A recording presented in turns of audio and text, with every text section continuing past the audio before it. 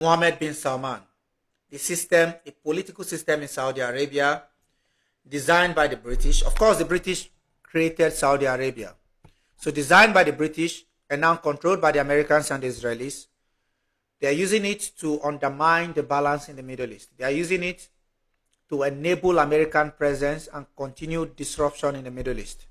The idea that the Saudis are somehow, Islamic and somehow peace-loving people that want to see an end to Zionism and want to protect, the interests of not just Saudi Arabia but their Muslim brothers in the region is fanciful and it's all rubbish.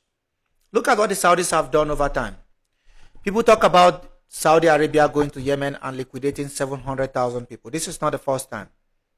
During the civil war between the government in the north, which is the imamate in the north eventually, which later became the imamate in the north, and the republic in the south, during the struggle for power and during the course of reunification, the Saudis supported the government in the south in Aden, and unalived a lot of Yemeni people, particularly from the north. And this is where the population is lopsided. This is where the base of support is. And there's this allegation that most of them from the south are descendants of Turks and Moroccans and a lot of the people that the British brought in. So their presence in the region have never been accepted. I'm talking about Yemenis from the south. So, and the Saudis, of course, the same way the government of the south was created to enable the British to continue to do their trade and use that as a refueling station on their way to India. It's the same way Saudi Arabia was created by Britain, empowering Al Saud and his people to form the kingdom, in the 30s. So I'm not surprised that Saudi Arabia continue to play this role, playing into the hands and playing in support of the interest of Britain and America in the region. Let's talk about Libya. The Saudis gave a green light to NATO to bomb Libya, to destroy Libya. The same thing we saw in the war against Iran recently. American jets were flying from Saudi Arabia and bombing Iraq. So what is all this, And I know a lot of people go to Saudi Arabia for pilgrimage. The two holy sites are there, Mecca and Medina and all that stuff. Outside that, the leadership there is not different from the Israeli leadership. I must be honest. This is point blank. It's not different in the brutality and it's the barbarism and the manner they run politics in the region.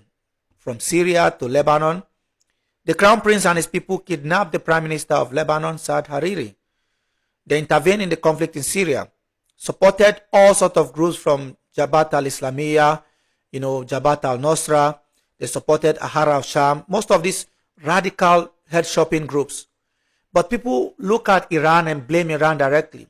And I understand that. But nobody's talking about the Saudis. Are they conveniently leaving out the Saudis, or is this the support for Saudi Arabia on sectarian basis? American planes took off from Jeddah in Saudi Arabia to bomb Iraq.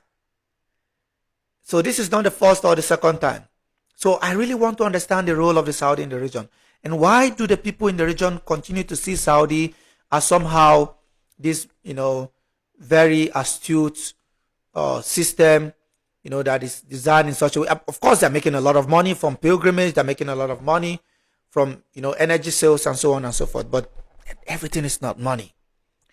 And I'm so sick of people not calling out the Saudis, duly calling out the Saudis.